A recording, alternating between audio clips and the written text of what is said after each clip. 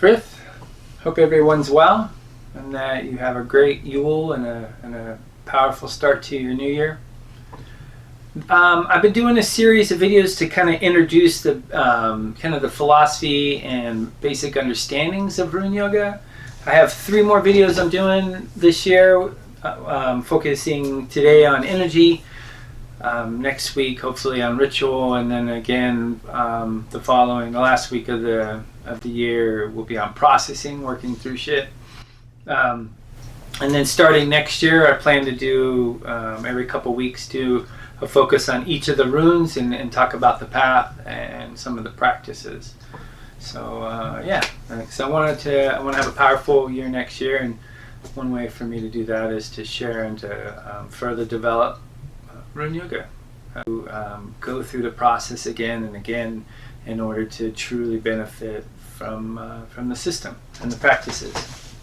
So, okay, so for today, I'm talking about energy. And for me, that's what it's all about. Be it on the physical level, just working with the physical body and its energies in order to, to make it strong, to help it heal when needed, to get the energy flowing so that there's no stagnation or issues like that. And while doing that, of course, you're working with emotional energy, with the mental energy, with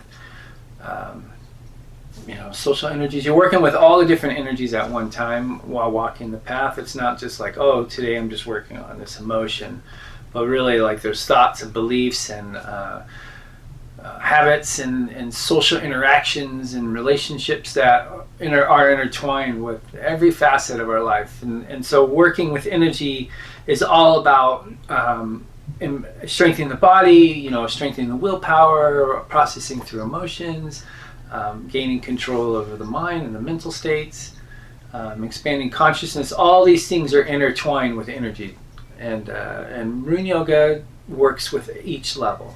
Each domain within our being is addressed and worked with and processed and defined and worked on, cultivated. That's what it is all about for me. Rune Yoga is not just about the physical exercise. It's not just about strengthening ourselves and increasing our energetic abilities to work with more and more energy, and to learning how to direct it and utilize it for our benefit or for the benefit of others. But it's also really to me about cultivating self-cultivation and ultimately solidifying who we are and what we stand for and represent, and living our truth.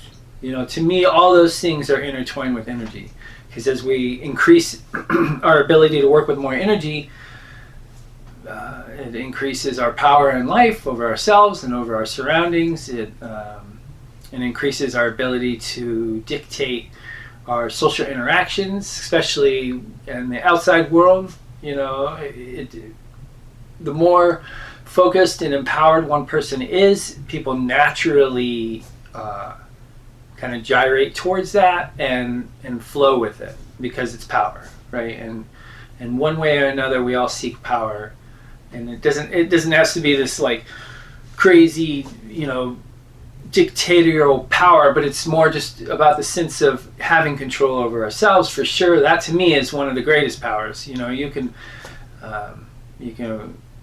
dominate other people, but ultimately, if you haven't mastered yourself, then truly, you haven't gained real power, because that's really what it's about for me. Yeah. So what else do I wanted to say? Okay, so.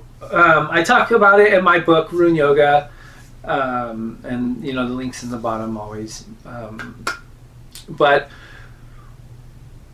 one facet I guess I wanted to address when it comes to energy is that for me it's just energy, right? The world is just a vibrating frequencies of energy that some are more solidified into these physical bodies that we have. And it becomes more complex, and with that consciousness, which is a whole nother video sometime down the line.